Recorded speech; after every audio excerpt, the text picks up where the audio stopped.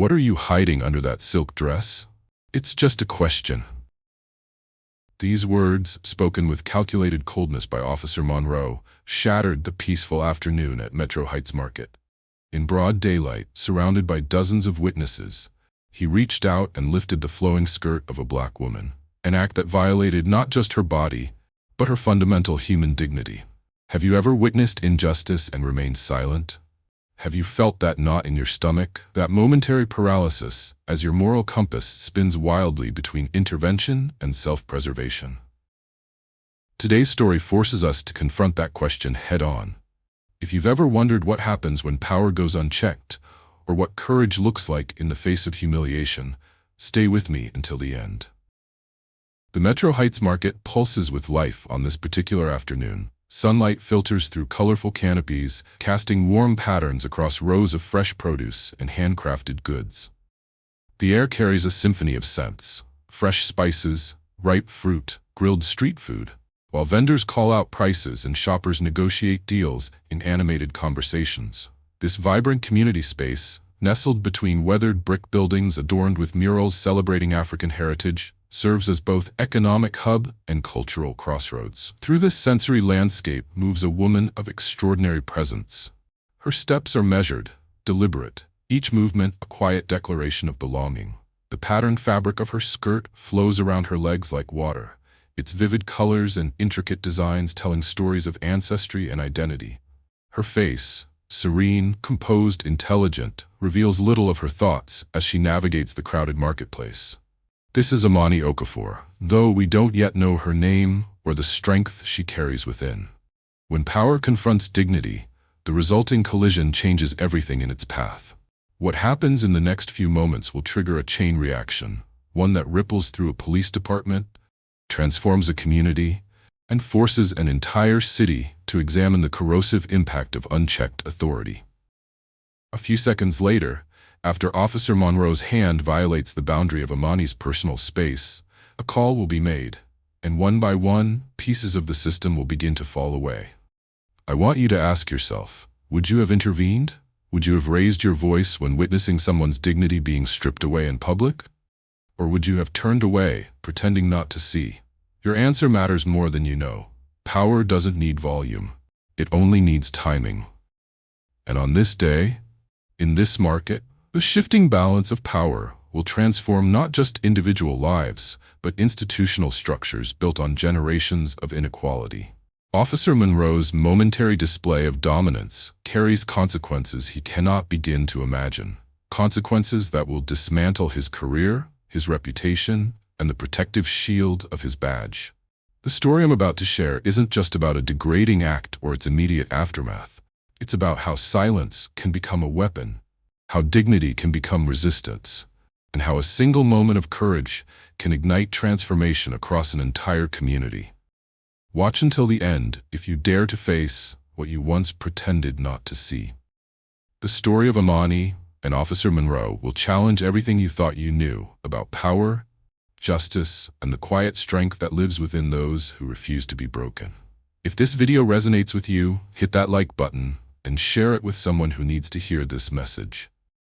Subscribe to Black Narratives for more stories that illuminate the ongoing struggle for dignity and justice. Now, let's return to that fateful afternoon at Metro Heights Market, where Officer Monroe's hand is about to alter the course of countless lives. Metro Heights Market stands as the beating heart of a neighborhood where history breathes through every corner. Founded in the 1940s by black business owners who were denied space in downtown commercial districts, the market evolved from necessity into celebration.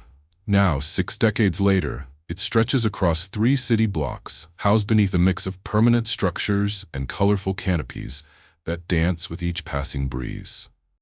On weekday afternoons like this one, the market hosts a delicate choreography of routine and spontaneity. Elderly couples who have shopped here for 50 years move alongside young entrepreneurs setting up pop-up boutiques.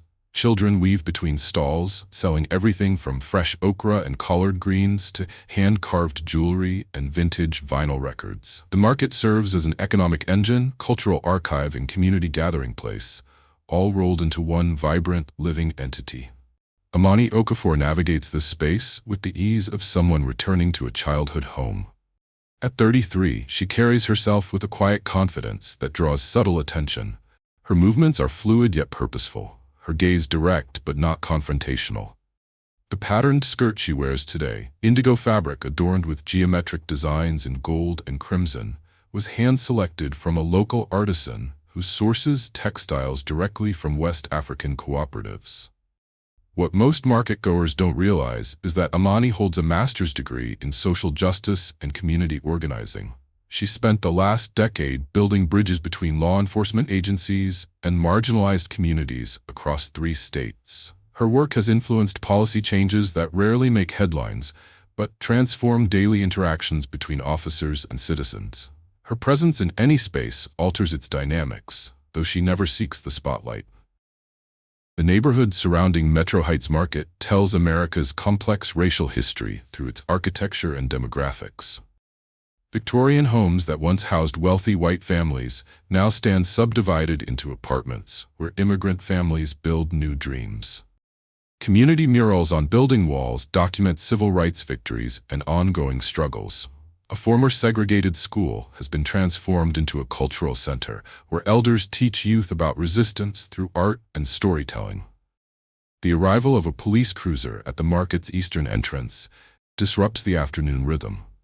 The vehicle moves slowly, deliberately, like a shark through shallow water. Officer James Monroe sits behind the wheel, scanning the crowded pathways with calculated precision.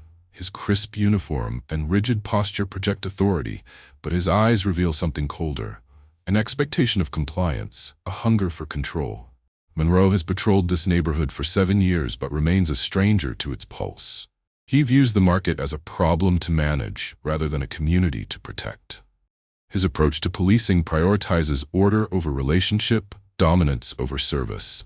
When he steps from his vehicle, conversations pause, children are pulled closer to parents, and vendors straighten their displays with sudden attention to detail. The electric tension between Officer Monroe and the market community isn't coincidental. It reflects generations of systemic inequity playing out in micro-interactions.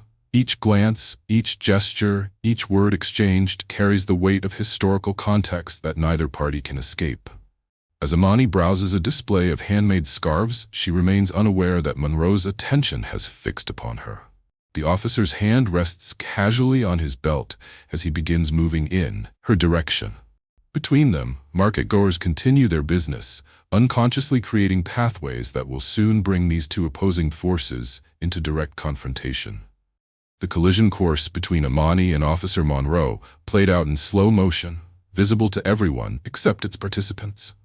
Monroe moved with practiced authority through the market, his gaze fixed on Amani's back as she examined a display of hand-carved wooden sculptures. The air seemed to thicken with each step he took toward her. "Excuse me, ma'am," Officer Monroe called out, his voice cutting through the market's background noise. When Amani turned to face him, his expression revealed nothing. No warmth, no professional courtesy, merely cold assessment. "We've had reports of shoplifting in this area. Mind if I ask what you've got there?"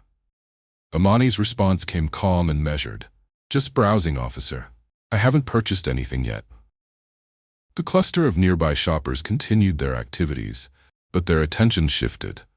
Eyes darted toward the interaction while conversations quieted to murmurs. A pattern repeated countless times in this community was unfolding again, law enforcement singling out a person of color without cause. "What's in the bag?" Monroe gestured toward Amani's small purse. "My personal belongings? Is there a specific reason you're questioning me?" Monroe's posture stiffened. Her question, simple, direct, challenging, triggered something in him. The corners of his mouth tightened as he stepped closer, invading her personal space. "What are you hiding under that silk dress? It's just a question." Before Amani could respond, Monroe's right hand reached forward and lifted the hem of her skirt, exposing her legs to mid-thigh. The action lasted 3 seconds. 3 seconds that stretched into eternity for everyone watching.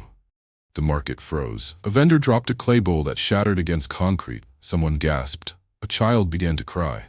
Amani didn't flinch, didn't cry out, didn't slap his hand away. Instead, she stood perfectly still, her gaze locked on Monroe's face, her expression a portrait of dignity under assault. When she finally spoke, her voice carried throughout the now silent market. "Officer, you have just violated my constitutional rights and personal dignity. Badge number 7421.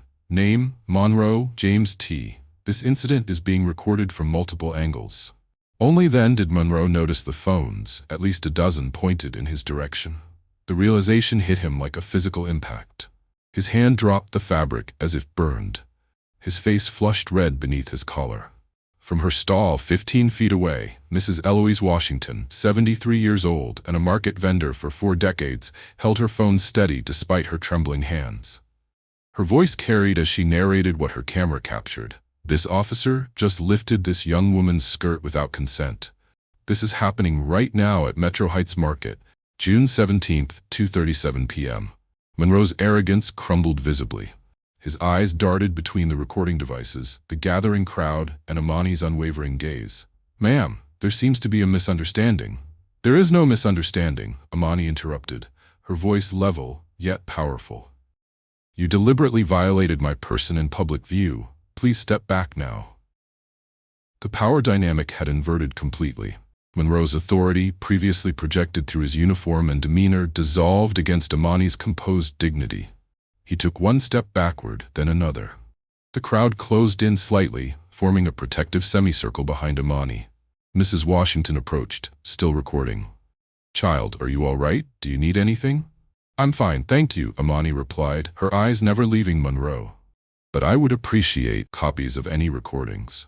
Within 20 minutes, Mrs. Washington's video appeared on 3 social media platforms. Within an hour, it had been shared 20,000 times. News outlets began calling the market office. Hashtags formed and multiplied.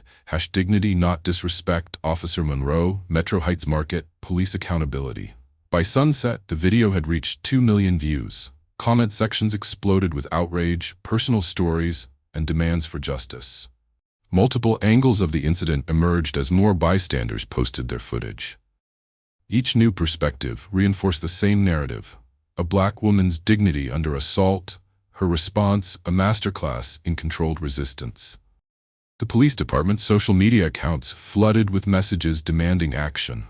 News vans parked outside police headquarters. Monroe's name and badge number trended nationally. His previous interactions with community members resurfaced through personal testimonies.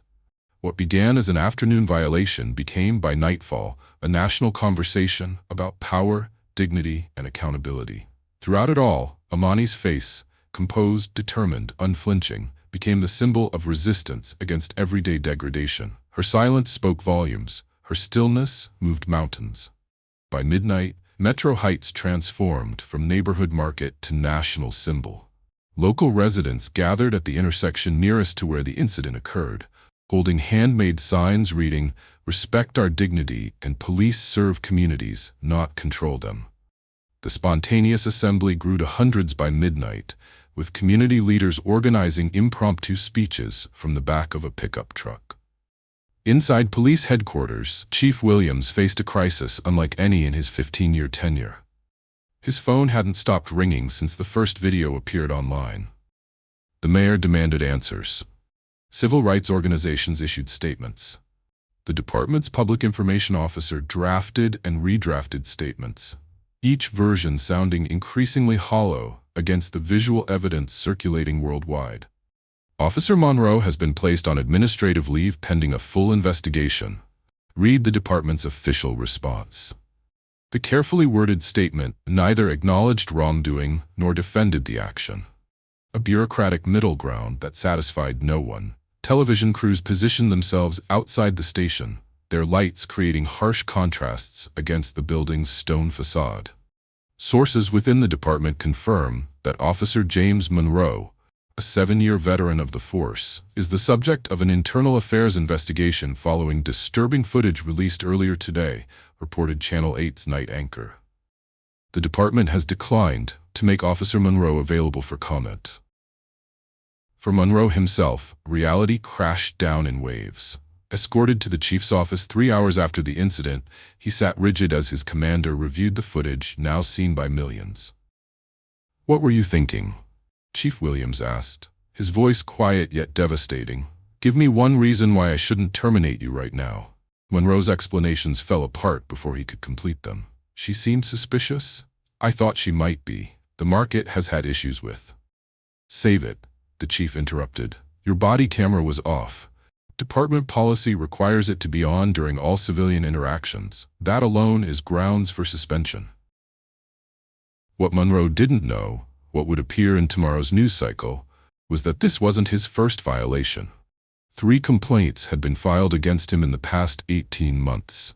A black teenager frisked without cause, a Hispanic man detained for suspicious behavior while waiting for a bus, an elderly black woman whose car was searched during a routine traffic stop. Each complaint had been investigated, then buried in administrative procedures, and ultimately dismissed. But now, with video evidence gone viral and public pressure mounting, those previous complaints resurfaced. Journalists obtained records through Freedom of Information requests. Former complainants gave interviews describing encounters with an officer who seemed to enjoy humiliating people of color. Meanwhile, Amani sat alone in her apartment. The day's events were playing in her mind. The violation itself, the feeling of her skirt being lifted, the sudden exposure, wasn't what haunted her. Instead, she kept seeing the faces of the market-goers, their shock, their hesitation, their uncertainty about whether to intervene. She hadn't cried yet. The emotion remained locked behind a wall of determination. She made calls to friends who worked in civil rights law. She documented every detail of the encounter while it remained fresh. She watched the videos, noting timestamps and identifying potential witnesses. Have you ever witnessed someone being mistreated and wondered whether to speak up? What stopped you? Was it fear for your own safety, concern about making things worse, or simply the bystander effect, assuming someone else would step forward? If those videos hadn't been recorded today, would anyone have challenged Officer Monroe's abuse of power? The question isn't hypothetical. Every day, similar violations occur without cameras present. Every day, people choose between comfortable silence and risky intervention. By morning, the story had evolved. Headlines now read, "Officer involved in skirt-lifting incident has history of complaints against minorities." The isolated incident transformed into a pattern, a reflection of deeper institutional failures that could no longer be ignored. 3 days after the incident, Amani sat cross-legged on her living room floor, surrounded by journal pages filled with her handwriting. The apartment walls, adorned with framed photos of civil rights leaders and family portraits, witnessed her transformation from victim to advocate. Each page contained not just her account of what happened, but reflections on power, dignity, and resistance. The violation wasn't just physical, she wrote. It was an attempt to reduce me to an object, to strip away my humanity in front of others. But in that moment, my stillness became my power. She hadn't returned to work yet. Her phone buzzed constantly with messages from journalists seeking exclusives, lawyers offering representation, and friends checking on her well-being. Between these interruptions, Amani researched similar incidents, finding hundreds of cases where officers had violated citizens' dignity, many without the accountability that cameras now forced. By the end of the week, something shifted within her.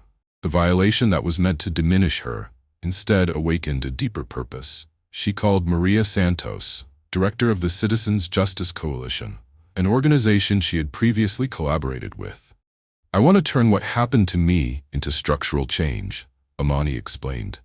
"Not just punishment for one officer, but reform that prevents this from happening to anyone else." Across town, Officer Monroe's life crumbled around him. His suspension came with a media firestorm that made him unrecognizable to himself. Local news showed his police academy graduation photo alongside headlines questioning his fitness to serve. Neighbors who once waved now avoided eye contact. His teenage daughter locked herself in her bedroom after classmates shared memes featuring her father's face. "They're making me into a monster," he told his wife during a rare moment when she would speak to him. "It wasn't like that. I was just doing my job." "Was it your job to humiliate that woman?" she responded, her voice flat with disappointment. "To lift her skirt in public? Tell me exactly which part of police training taught you that." He had no answer. Each night, sleep eluded him. Each morning he checked social media to find fresh waves of outrage directed at him. Job applications to security firms were rejected without explanation. Former colleagues stopped returning his calls. The isolation grew suffocating. Inside police headquarters, fault lines deepened between officers. Some rallied around Monroe, arguing that public pressure was destroying a fellow officer without due process. Others, particularly younger officers and those of color, saw the incident as emblematic of deeper problems within the department. Lieutenant Diaz, a 20-year veteran who supervised Monroe, faced his own crisis of conscience during a heated precinct meeting. "We can't throw Monroe under the bus just because some video went viral," argued Officer Reynolds, pounding the conference table. "Tomorrow it could be any of us being crucified for split-second decisions." Diaz stood slowly, commanding the room's attention. This wasn't a split-second decision in a life-threatening situation. This was a deliberate violation of a citizen's dignity. If we can't recognize the difference, we're in the wrong profession. The room fell silent. At that moment, many officers recognized that defending Monroe meant defending actions that contradicted their oaths to protect and serve. Meanwhile, community members found courage in Imani's composed resistance. A local Facebook group created to support her transformed into a forum where others shared similar experiences. Michaela Johnson described being forced to remove her headscarf during a traffic stop. James Washington recounted an officer making him empty his pockets on a public sidewalk while walking home from work. Each story strengthened the growing demand for accountability. "What happened to Miss Okafor wasn't isolated," explained community organizer Darius Thompson during a neighborhood meeting. "It was just the first time we had irrefutable evidence that couldn't be dismissed or explained away." As the internal affairs investigation progressed, tension mounted around its potential outcome. Civil rights attorneys predicted that without significant public pressure, the department would issue a minor reprimand. Police union representatives warned that excessive punishment would devastate department morale. The mayor, caught between constituent outrage and political relationships with law enforcement, issued carefully worded statements promising appropriate action. Then came the pattern interrupt that changed everything. On day 10, as the investigation continued behind closed doors, Imani emerged in public for the first time since the incident. Not for a press conference or television interview as many expected, but at a community center 3 blocks from the market. There, she joined 20 other residents to launch the Dignity Defense Project, an initiative combining policy advocacy, know your rights training, and community oversight of police interactions. "We won't allow what happened to me to become yesterday's news," Imani told the small gathering, her voice stronger than even she expected. "This isn't about punishing one officer. It's about transforming a system that treats some citizens as less worthy of respect than others." The meeting wasn't designed for media attention, but its impact spread through community networks. Within days, similar groups formed in neighboring districts. Residents organized documentation teams equipped with phones to record police interactions. Legal observers received training from civil rights attorneys. What began as outrage transformed into structured strategic activism. While the official investigation continued its slow bureaucratic path, the community built parallel systems of accountability, creating what Imani called a network of witnesses that would ensure no abuse of power went undocumented again. The days following Officer Monroe's resignation saw Metro Heights swell with a renewed sense of purpose. What began as spontaneous protests evolved into organized movements demanding lasting change. Streets once filled with casual shoppers now echoed with chants calling for justice, respect, and accountability. Community centers, churches, and schools became hubs for planning, education, and solidarity. Imani, once a quiet presence in the neighborhood, stepped forward as a beacon of resilience and leadership. Invitations poured in, from local radio shows, city council meetings, and activist forums, asking her to share her story and vision. She spoke not only of her personal experience, but of the collective wounds inflicted by systemic injustice. Her voice, steady and clear, carried the weight of lived truth and the promise of transformation. At a packed town hall meeting, Imani unveiled the framework for what would become the Civil Dignity Protection Act. This legislation aimed to codify respect and accountability into law, mandating strict protocols for police conduct, transparent complaint processes, and community oversight committees.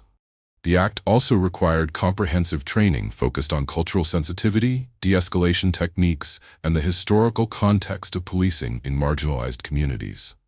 Support for the bill grew rapidly. Local artists, musicians, and poets joined the movement, using their crafts to amplify the message. Murals appeared overnight on walls surrounding the market, vivid portraits of Amani and other community figures intertwined with symbols of strength and hope. Spoken word performances and concerts filled public squares, turning grief and anger into creative energy that united rather than divided. The market itself, once a site of violation, became a symbol of reclamation. Vendors collaborated to host weekly dignity days, featuring workshops on civil rights, storytelling sessions, and cultural celebrations. The canopy under which Amani's skirt had been lifted was replaced with a vibrant installation of fabric panels, each embroidered with messages of resilience and respect. The space transformed from a place of trauma into a sanctuary of empowerment. Conversations deepened beyond the immediate incident. Community forums explored the intersections of race, power, and dignity, challenging long-held assumptions and encouraging honest dialogue. Elders shared stories of past struggles, connecting them to present challenges. Youth groups organized debates and art projects that questioned societal norms and envisioned a more just future. Amani often reflected on the journey from that fateful afternoon to this moment of collective awakening. "Our dignity is not negotiable," she told a gathering at the community center. "It is the foundation upon which justice must be built. When we stand together, we reclaim not only our rights but our humanity." The Civil Dignity Protection Act passed through the City Council with overwhelming support, marking a historic victory for Metro Heights. Its provisions set new standards for policing, emphasizing respect, transparency, and community partnership. The act became a model for neighboring cities grappling with similar issues, inspiring a wave of legislative reforms across the region. Through art, activism, and legislation, Metro Heights redefined its identity.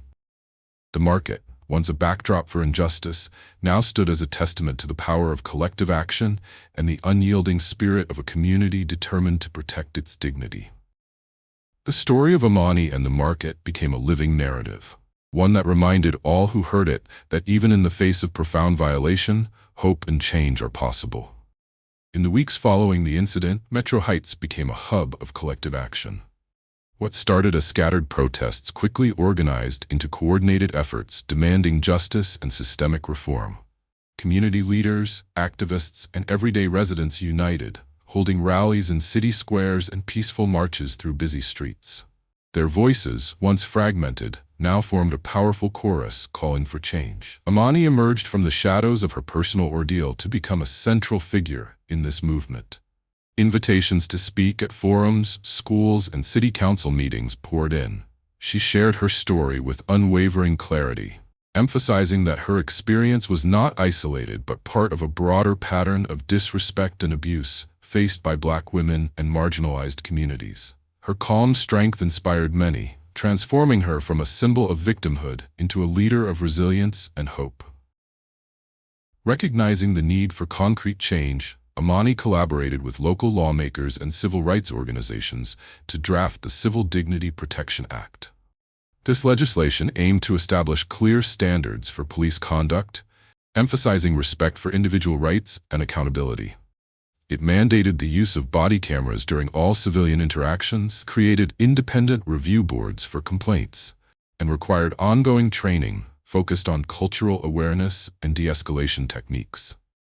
The act also called for community involvement in policing policies, ensuring that those most affected had a voice in shaping the future of law enforcement. This approach marked a significant shift from traditional top-down models, fostering trust and cooperation between officers and residents. Artistic expression became a vital part of the community's healing and activism. Murals depicting Amani's dignified stance and the vibrant spirit of Metro Heights began to appear on walls throughout the neighborhood. Local musicians composed songs that told stories of struggle and triumph, while poets recited verses that captured the pain and hope of the moment. These creative outlets not only raised awareness, but also provided spaces for reflection and solidarity. The market itself, once the site of violation, transformed into a place of empowerment. Vendors and community members organized dignity days, featuring workshops on civil rights education, storytelling sessions, and cultural celebrations. The canopy where the incident occurred was replaced with a colorful installation of fabric panels embroidered with messages of strength and respect. This reclamation turned a painful memory into a beacon of resilience. Conversations within the community deepened, moving beyond the immediate incident to explore the complex intersections of race, power, and dignity. Forums and discussion groups brought together people of all ages and backgrounds to share experiences and envision a more just society. Elders recounted histories of resistance, connecting past struggles to present challenges, while youth engaged in dialogues that challenged existing norms and inspired new possibilities. Amani often reflected on the journey from that afternoon to this moment of collective awakening. "Our dignity is the foundation of justice," she told a gathering at the community center. "When we stand together, we reclaim not only our rights, but our humanity." The Civil Dignity Protection Act passed with overwhelming support, signaling a historic victory for Metro Heights. Its provisions set new standards for policing, emphasizing respect, transparency, and partnership with the community. The act inspired neighboring cities to pursue similar reforms, sparking a regional movement toward accountable and compassionate law enforcement. Through organized protests, legislative change, and cultural expression, Metro Heights redefined its identity.